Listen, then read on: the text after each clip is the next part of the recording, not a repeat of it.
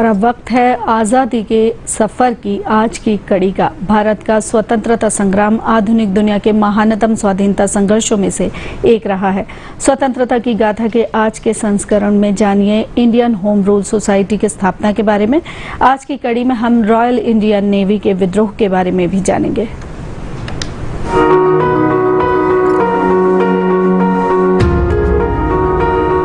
18 फरवरी 1905 को लंदन में Indian home rule society की स्थापना हुई थी। इंडियन होम रूल सोसाइटी की स्थापना ब्रिटिश भारत में स्वशासन की राष्ट्रीय मांग का नेतृत्व करने के लिए की गई थी। इसकी स्थापना श्यामजी कृष्ण वर्मा ने ब्रिटेन में भीकाजी कामा, दादा भाई नौरोजी और SR राणा जैसे कई प्रमुख भारतीय राष्ट्रवादियों के समर्थन से की थी।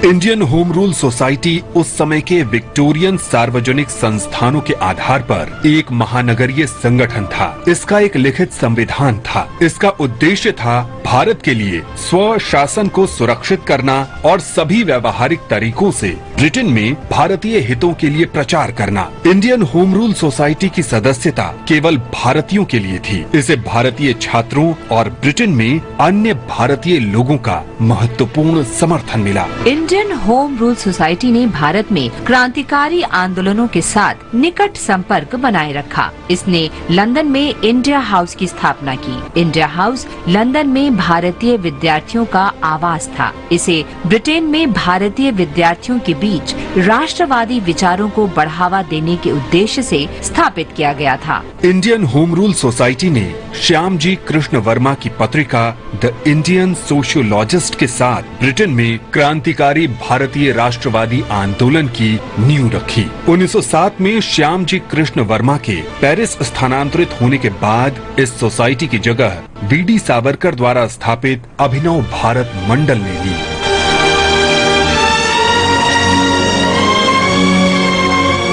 फरवरी के दिन ही 1946 में रॉयल इंडियन नेवी के जवानों ने मुंबई में विद्रोह शुरू कर दिया। रॉयल इंडियन नेवी की हड़ताल ऐसे समय में हुई जब भारत छोड़ो आंदोलन की शुरुआत के कारण और द्वितीय विश्व युद्ध की समाप्ति के साथ भारतीय राष्ट्रवादी भावना अपने चरम पर थी। विद्रोह की शुरुआत नौसेना के पोत HMIS तलवार से हुई थी।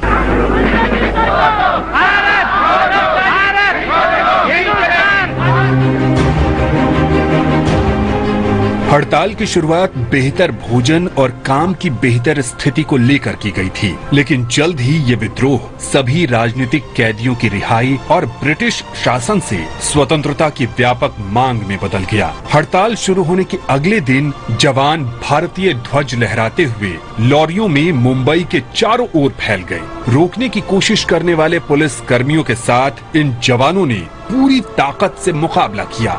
चूँकि HMIS तलवार संचार प्रशिक्षण का केंद्र भी था, विद्रोहियों ने आपस में संवाद करने और सभी नौसैनिक स्टेशनों में संदेश फैलाने के लिए इसके वायरलेस कोड का इस्तेमाल किया। कुछ दिनों के भीतर विद्रोहियों ने मुंबई, कराची, चेन्नई, कोलकाता और ब्रिटिश साम्राज्य के अन्य हिस्सों में तैनात 74 अन्य जहाजों को अपने नियंत्रण में ले लिया था। रेडियो और अखबारों में ये खबरें आग की तरह फैल गईं। जल्द ही आम लोग भी विद्रोह में शामिल हो गए और मुंबई तथा कोलकाता दोनों शहरों में जीवन ठप सा हो गया। इन शहरों में जुलूस और हड़तालें हुईं। भारतीय छात्रों ने कई शहरों में एकजुटता दिखाई और कक्षाओं का बहिष्कार किया।